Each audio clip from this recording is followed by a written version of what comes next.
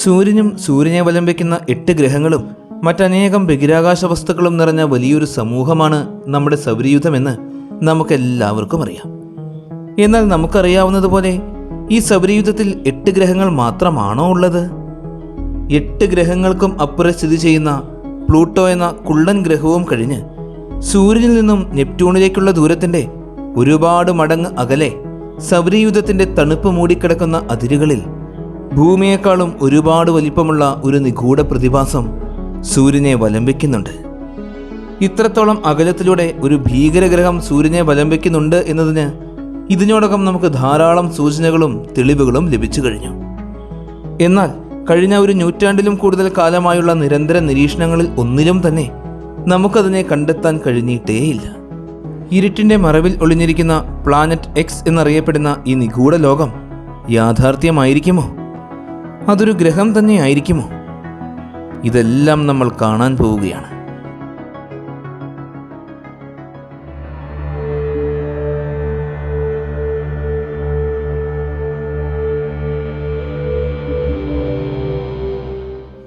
സൂര്യനും സൂര്യനെ വലം വയ്ക്കുന്ന 8 ഗ്രഹങ്ങളും അവയുടെ എല്ലാം ഉപഗ്രഹങ്ങളും ചിഹ്നഗ്രഹങ്ങളും വാൽനക്ഷത്രങ്ങളും എല്ലാം നിറഞ്ഞ വലിയൊരു സമൂഹമാണ് നമ്മുടെ സൗരയൂഥം. സൂര്യൻ കേന്ദ്രമായുള്ള ഈ സൗരയൂഥത്തിൻ്റെ അതിർത്തി എവിടെയാണ്? വലിപ്പത്തിൽ ഏറ്റവും ചെറുതും സൂര്യനിൽ നിന്നുമുള്ള അകലത്തിൻ്റെ അടിസ്ഥാനത്തിൽ 1-ാം സ്ഥാനക്കാരനും മെർക്കുറി എന്ന ബുധനാണ്. സൂര്യനിൽ നിന്നും ഏകദേശം 5,76,00,000 കിലോമീറ്റർ അകലത്തിലൂടെയാണ് മെർക്കുറി സൂര്യനെ വലം വയ്ക്കുന്നത്. അടുത്തത് സൗരയൂഥത്തിലെ ഏറ്റവും ചൂട് കൂടിയതും ഭൂമിയുടെ ഇരട്ട സഹോദരി എന്നറിയപ്പെടുന്നതുമായ സൗരയൂഥത്തിലെ 2ാമത്തെ ഗ്രഹമായ വീനസ് എന്ന ശുക്രനാണ്. ശുക്രൻ സ്ഥിതി ചെയ്യുന്നത് സൂര്യനിൽ നിന്നും 10,82,00,000 കിലോമീറ്റർ അകലത്തിലാണ്. ശുക്രൻ കഴിഞ്ഞാൽ അടുത്ത സ്ഥാനം നമ്മുടെ ഭൂമിയുടേതാണ്. സൗരയൂഥത്തിലെ 3ാമത്തെ ഗ്രഹമായ ഭൂമി സ്ഥിതി ചെയ്യുന്നത് സൂര്യനിൽ നിന്നും ഏകദേശം 14,96,00,000 കിലോമീറ്റർ അകലത്തിലാണ്. സൂര്യനിൽ നിന്നും ഭൂമി വരെയുള്ള ഈ ദൂരത്തെ ഒരു ആസ്ട്രോണമിക്കൽ യൂണിറ്റ് എന്നാണ് പറയുന്നത്. സൂര്യനിൽ നിന്നും 4ാമതായി സ്ഥിതി ചെയ്യുന്നത് ഭൂമിയുമായി ഒരുപാട് സമാനതകളുള്ള നമ്മൾ ഇന്നും ധാരാളം പര്യവേഷണങ്ങൾ നടത്തിക്കൊണ്ടിരിക്കുന്ന ചുവന്ന ഗ്രഹമായ മാർസ് എന്ന ചൊവ്വയാണ്. ചൊവ്വ സ്ഥിതി ചെയ്യുന്നത് സൂര്യനിൽ നിന്നും 22,79,00,000 കിലോമീറ്റർ അകലത്തിലാണ്. സൗരയൂഥത്തിലെ ആദ്യത്തെ ഈ 4 ഗ്രഹങ്ങളും ടെറസ്ട്രിയൽ പ്ലാനറ്റ്സ് അഥവാ റോക്കി പ്ലാനറ്റുകളാണ്. അതായത് ഭൂമിയുടേതുപോലെ തന്നെ ഉപരിതലമുള്ള ഗ്രഹങ്ങൾ. ചൊവ്വ കഴിഞ്ഞാൽ അടുത്ത ഗ്രഹമായ വ്യാഴം സ്ഥിതി ചെയ്യുന്നത് ചൊവ്വയിൽ നിന്നും ഒരുപാട് കിലോമീറ്ററുകൾക്ക് അപ്പുറത്താണ്. ചൊവ്വയ്ക്കും വ്യാഴത്തിനും ഇടയിൽ സൂര്യനിൽ നിന്നും ഏകദേശം 33 കോടി കിലോമീറ്ററുകൾ മുതൽ 48 കോടി കിലോമീറ്ററുകൾ വരെയുള്ള ഭാഗത്ത് ദശലക്ഷക്കണക്കിന് പാറക്കഷ്ണങ്ങൾ ഒരുമിച്ച് സ്ഥിതി ചെയ്യുന്നുണ്ട്. ഏകദേശം 15 കോടി കിലോമീറ്ററോളം വീതിയിൽ സൗരയൂഥത്തിൽ സൂര്യനെ വലം വെച്ചുകൊണ്ടിരിക്കുന്ന ഈ ചിഹ്നഗ്രഹങ്ങളുടെ വലിയ കൂട്ടത്തെ ചിഹ്നഗ്രഹ വലയം അഥവാ ആസ്ട്രോയിഡ് ബെൽറ്റ് എന്നാണ് പറയുന്നത്. ഈ ആസ്ട്രോയിഡ് ബെൽറ്റ് കഴിഞ്ഞ് സൂര്യനിൽ നിന്നും ഏകദേശം 77,83,00,000 കിലോമീറ്റർ അകലത്തിലാണ് സൗരയൂഥത്തിലെ ഏറ്റവും വലിയ ഗ്രഹം സ്ഥിതി ചെയ്യുന്നത്, വാതക ഭീമനായ ജൂപ്പിറ്റർ എന്ന വ്യാഴം. ആസ്ട്രോയിഡ് ബെൽറ്റിന് ശേഷമുള്ള ഗ്രഹങ്ങളെല്ലാം വാതക ഭീമന്മാരും ഐസ് ജെയിൻ്റ് ഗ്രഹങ്ങളുമാണ്. അടുത്തത് വലിപ്പത്തിൻ്റെ കാര്യത്തിൽ 2ാമത്തെ ഗ്രഹമാണ്. വ്യാഴം കഴിഞ്ഞ് സൂര്യനിൽ നിന്നും ഏകദേശം 143 കോടി കിലോമീറ്റർ അകലത്തിലൂടെ സൂര്യനെ വലം വെച്ചുകൊണ്ടിരിക്കുന്ന സൗരയൂഥത്തിലെ ഏറ്റവും മനോഹരിയായ വലയങ്ങളുടെ റാണി എന്നറിയപ്പെടുന്ന സാറ്റേൺ എന്ന ശനി. സാറ്റേണും വ്യാഴത്തെ പോലെ തന്നെ വാതകം നിറഞ്ഞു കിടക്കുന്ന ഗ്രഹമാണ്. അടുത്തത് സൗരയൂഥത്തിൽ വലിപ്പത്തിൻ്റെ കാര്യത്തിൽ 3-ാം സ്ഥാനക്കാരനായ യുറാനസ് ആണ്. സൂര്യനിൽ നിന്നും ഏകദേശം 287 കോടി കിലോമീറ്റർ അകലത്തിലൂടെയാണ് യുറാനസ് സൂര്യനെ വലം വയ്ക്കുന്നത്. ടെലസ്കോപ്പ് കണ്ടെത്തി 2 നൂറ്റാണ്ട് കഴിഞ്ഞാണ് യുറാനസിനെ നമ്മൾ ആദ്യമായി കാണുന്നത്. എന്നാൽ യുറാനസിൻ്റെ അപ്പുറത്ത് സ്ഥിതി ചെയ്യുന്ന സൗരയൂഥത്തിലെ അവസാനത്തെ ഗ്രഹമായ നെപ്റ്റ്യൂണിനെ കണ്ടെത്തിയത് മാത്തമാറ്റിക്കൽ ഡെറിവേഷനുകളുടെ സഹായത്തോടെയാണ്. അങ്ങനെ കണ്ടെത്തിയതിന് ഒരു പ്രധാന കാരണമുണ്ട്. നിരന്തരം യുറാനസിനെ നിരീക്ഷിച്ചപ്പോൾ യുറാനസിൻ്റെ ഭ്രമണപഥത്തിൽ മറ്റൊരു വലിയ വസ്തുവിൻ്റെ ഗുരുത്വാകർഷണത്തിൻ്റെ സ്വാധീനം ഉണ്ട് എന്ന് മനസ്സിലാക്കി. ഇതിൻ്റെ ഫലമായിട്ടാണ് നെപ്റ്റ്യൂണിനെ കണ്ടെത്താൻ സാധിച്ചത്.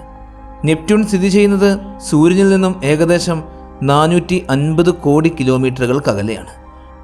എന്നാൽ പിന്നീട് യുറാനസിൻ്റെ ഭ്രമണപഥത്തിൽ സംഭവിക്കുന്ന ഈ വലിയ വ്യതിയാനത്തിനും മറ്റു പല ഗ്രഹങ്ങളുടെയും ഭ്രമണപഥങ്ങളിൽ സംഭവിക്കുന്ന ചെറിയ വ്യതിയാനങ്ങൾക്കും എല്ലാം കാരണം നെപ്റ്റ്യൂണിൻ്റെയും പിന്നിൽ സ്ഥിതി ചെയ്യുന്ന ഒരു വലിയ ഗ്രഹമാണ് എന്ന സംശയം ഉയർന്നു. ആ ഗ്രഹത്തെക്കുറിച്ചുള്ള അന്വേഷണം ആരംഭിച്ചു. ആ ഗ്രഹമാണ് പ്ലാനറ്റ് എക്സ്.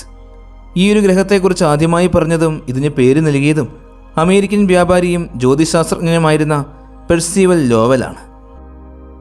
പ്ലാനറ്റ് എക്സ് എന്ന ഈ 9ാമത്തെ ഗ്രഹത്തിനു വേണ്ടി നടത്തിയ അന്വേഷണങ്ങൾക്കിടയിലാണ് 1930 കണ്ടെത്തിയ സമയത്ത് സൗരയൂഥത്തിലെ ഏറ്റവും ചെറിയ ഗ്രഹം എന്ന സ്ഥാനം നൽകിയിരുന്ന, എന്നാൽ പിന്നീട് കുള്ളൻ ഗ്രഹമായി തരം താഴ്ത്തപ്പെട്ട പ്ലൂട്ടോയെ ആദ്യമായി കണ്ടെത്തുന്നത്. സൂര്യനിൽ നിന്നും 458 കോടി കിലോമീറ്റർ അകലത്തിലൂടെയാണ് പ്ലൂട്ടോ സൂര്യനെ വലം വയ്ക്കുന്നത്. പ്ലൂട്ടോ സ്ഥിതി ചെയ്യുന്ന ഈ ഒരു പ്രദേശമാണ് സൗരയൂഥത്തിൻ്റെ അതിർത്തി എന്നായിരുന്നു അന്ന് നമ്മളെല്ലാവരും മനസ്സിലാക്കിയത്. എന്നാൽ പിന്നീട് ആസ്ട്രോയിഡ് ബെൽറ്റിനേക്കാളും ഒരുപാട് വലിപ്പമുള്ള വലിയൊരു സമൂഹത്തിലെ ഒരംഗം മാത്രമായിരുന്നു പ്ലൂട്ടോ എന്ന് നമ്മൾ മനസ്സിലാക്കി. ധാരാളം ചിഹ്നഗ്രഹങ്ങളും വാൽനക്ഷത്രങ്ങളും പാറക്കഷ്ണങ്ങളും എല്ലാം നിറഞ്ഞ വലിയൊരു സമൂഹം. ആസ്ട്രോയിഡ് ബെൽറ്റിനേക്കാളും ഒരുപാട് വലിപ്പമുള്ള നെപ്റ്റ്യൂണിൻ്റെ ഭ്രമണപഥം മുതൽ തുടങ്ങുന്ന കൈപ്പർ ബെൽറ്റ് എന്നറിയപ്പെടുന്ന വലിയ പ്രദേശം. ഈ ഒരു പ്രദേശത്തിന് ഏകദേശം 300 കോടി കിലോമീറ്ററോളം വീതിയുണ്ട്. അതായത് കൈപ്പർ ബെൽറ്റിൻ്റെ അവസാന ഭാഗം സൂര്യനിൽ നിന്നും 750 കോടി കിലോമീറ്റർ അകലത്തിലാണ് സ്ഥിതി ചെയ്യുന്നത്. അങ്ങനെ സൂര്യനിൽ നിന്നും 750 കോടി കിലോമീറ്റർ അകലെ സ്ഥിതി ചെയ്യുന്ന ഈ ഒരു പ്രദേശമാണ് സൗരയൂഥത്തിൻ്റെ അതിർത്തി എന്ന് മനസ്സിലായി. എന്നാൽ നമ്മുടെ കണക്കുകൂട്ടലുകളെല്ലാം തെറ്റിച്ചത് സൗരയൂഥത്തിൻ്റെ പുറത്തേക്ക് വിക്ഷേപിക്കപ്പെട്ട വോയേജർ പേടകങ്ങളാണ്. കൈപ്പർ ബെൽറ്റും കഴിഞ്ഞ് മറ്റൊരു വലിയ മേഖലയിൽ അവ എത്തി. സൂര്യനിൽ നിന്നും ഏകദേശം 1850 കോടി കിലോമീറ്റർ അകലെയുള്ള ഹീലിയോപൗസ് എന്ന പ്രദേശം. സൂര്യനിൽ നിന്നും പുറപ്പെടുന്ന സോളാർ വിൻഡ് അവസാനിക്കുന്നത് ഈ ഒരു പ്രദേശത്താണ്. 2012 വോയേജർ 1 എന്ന പേടകം ഈ ഒരു പ്രദേശത്തുകൂടെ കടന്നുപോയി. എന്നാൽ സൂര്യനിൽ നിന്നും 1850 കോടി കിലോമീറ്റർ അകലെ സ്ഥിതി ചെയ്യുന്ന ഈ ഹീലിയോപൗസ് അല്ല സൗരയൂഥത്തിൻ്റെ അതിർത്തി.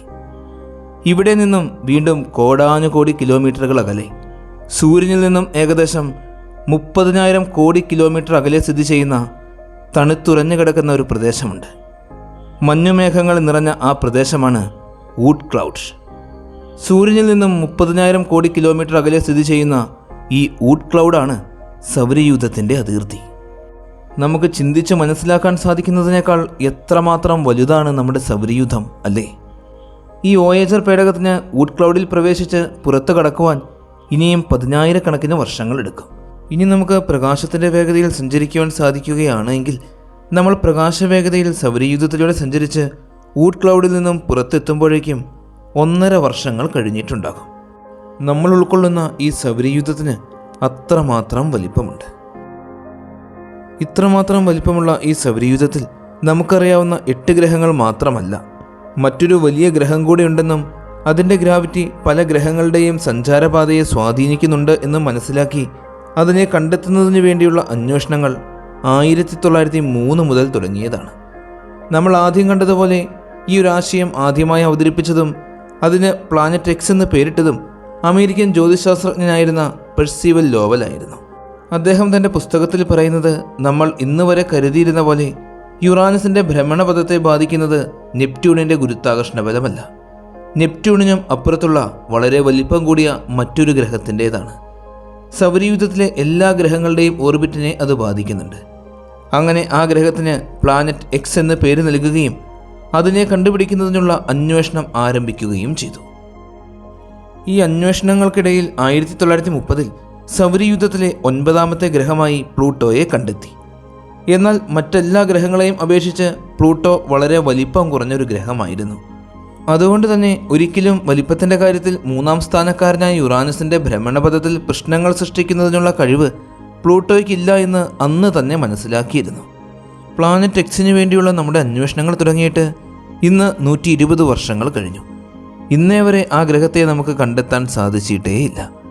എന്നാൽ കൈപ്പർ ബെൽറ്റിലുള്ള ചിഹ്നഗ്രഹങ്ങളെ നിരീക്ഷിക്കുമ്പോൾ അവയുടെ ഭ്രമണപഥത്തിന് സാരമായ വ്യതിയാനങ്ങൾ സംഭവിക്കുന്നുണ്ട്. ഇതിനുള്ള പ്രധാന കാരണം അവയുടെ ഭ്രമണപഥത്തെ മറ്റൊരു അദൃശ്യ ഗ്രഹത്തിൻ്റെ ഗ്രാവിറ്റി ബാധിക്കുന്നുണ്ട്. ഈ കൈപ്പർ ബെൽറ്റ് സ്ഥിതി ചെയ്യുന്നത് സൂര്യനിൽ നിന്നും 450 കോടി കിലോമീറ്റർ അകലെ സ്ഥിതി ചെയ്യുന്ന നെപ്റ്റ്യൂണിൻ്റെ ഭ്രമണപഥം മുതൽ 800 കോടി കിലോമീറ്റർ അകലെ വരെയാണ്. ആസ്ട്രോയിഡ് ബെൽറ്റിലുള്ളതിനേക്കാളും ഒരുപാട് കൂടുതൽ ചിഹ്നഗ്രഹങ്ങളും വാൽനക്ഷത്രങ്ങളും ഉൽക്കകളുമെല്ലാം കൈപ്പർ ബെൽറ്റിലുണ്ട് എന്ന് നമ്മൾ കണ്ടു. ഈ കൈപ്പർ ബെൽറ്റിനെ ധാരാളം ശാസ്ത്രജ്ഞന്മാർ നിരന്തരം നിരീക്ഷിച്ചു കൊണ്ടേയിരിക്കുകയാണ്.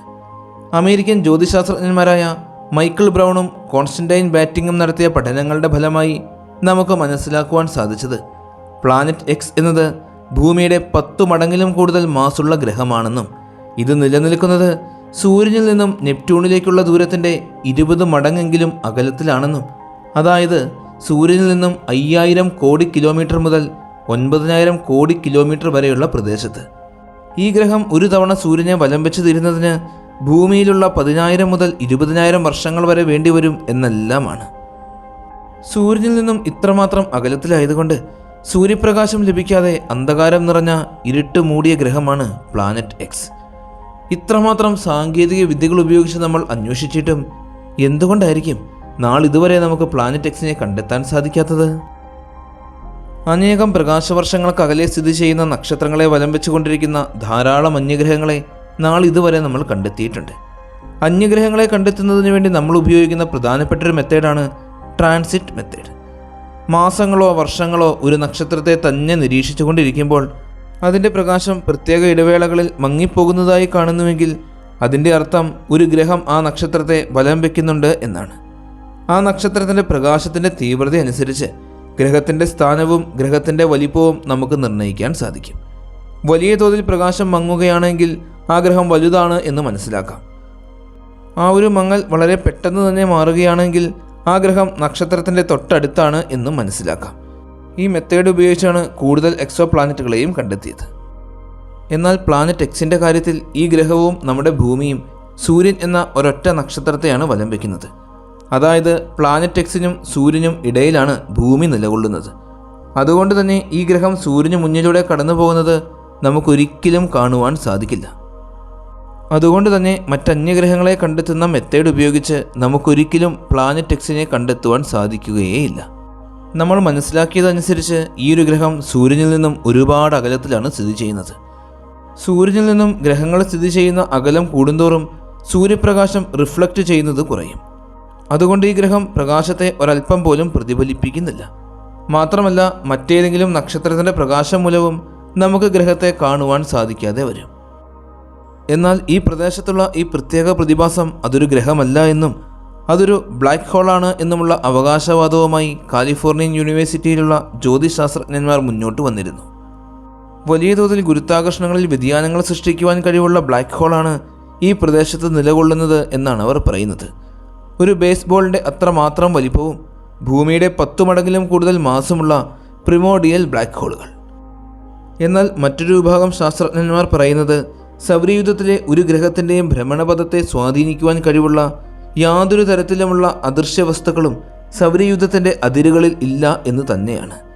കൈപ്പർ ബെൽറ്റിലെ വസ്തുക്കളെ നിരന്തരം നിരീക്ഷിച്ച തങ്ങൾക്ക് ഒരു വസ്തുവിൻ്റെയും ഭ്രമണപഥത്തിൽ യാതൊരു വ്യതിയാനവും ഇന്നേ വരെ കണ്ടെത്താൻ സാധിച്ചിട്ടില്ല എന്നും, കൈപ്പർ ബെൽറ്റിന് അപ്പുറത്തുള്ള ധാരാളം വസ്തുക്കളെ വരെ കണ്ടെത്തിയ നമുക്ക് ഈ പ്രദേശങ്ങളിലെല്ലാം സസൂക്ഷ്മം നിരീക്ഷിച്ചിട്ടും പ്ലാനറ്റ് എക്സിനെ മാത്രം കണ്ടെത്താൻ സാധിച്ചിട്ടില്ല എന്നുമാണ്. എന്തുതന്നെയായാലും പ്ലാനറ്റ് എക്സിന് വേണ്ടിയുള്ള ഈ അന്വേഷണത്തിലൂടെയാണ് പ്ലൂട്ടോയടക്കം ധാരാളം ബഹിരാകാശ വസ്തുക്കളെ നമ്മൾ കണ്ടെത്തിയത്. ഇന്നും വിവിധ കേന്ദ്രങ്ങളിൽ നിന്നുകൊണ്ട് പ്ലാനറ്റ് എക്സിനെ കണ്ടുപിടിക്കുന്നതിനു വേണ്ടി ഈ അന്വേഷണം നമ്മൾ തുടർന്നുകൊണ്ടേയിരിക്കുകയാണ്. ഒരുപക്ഷെ അധികം താമസിയാതെ തന്നെ ഈ പ്ലാനറ്റ് എക്സിനെ നമ്മുടെ ജ്യോതിശാസ്ത്രജ്ഞന്മാർക്ക് കണ്ടെത്താൻ സാധിച്ചേക്കാം. ആ സമയത്ത് സൗരയൂഥത്തിലെ ഗ്രഹങ്ങൾ ഇന്നത്തെ അഷ്ടഗ്രഹങ്ങൾ എന്നതിന് പകരം പഴയതുപോലെ നവഗ്രഹങ്ങളായി മാറും. പ്ലാനറ്റ് എക്സിനെ കുറിച്ചുള്ള ഈ ഒരു വീഡിയോ നിങ്ങൾക്ക് എല്ലാവർക്കും വളരെ ഇഷ്ടമായി എന്ന് വിശ്വസിക്കുന്നു. എല്ലാവരുടെയും സപ്പോർട്ടുകൾ കൂടെ ഉണ്ടാകണം. നല്ലൊരു വീഡിയോയുമായി അടുത്ത എപ്പിസോഡിൽ കാണാം.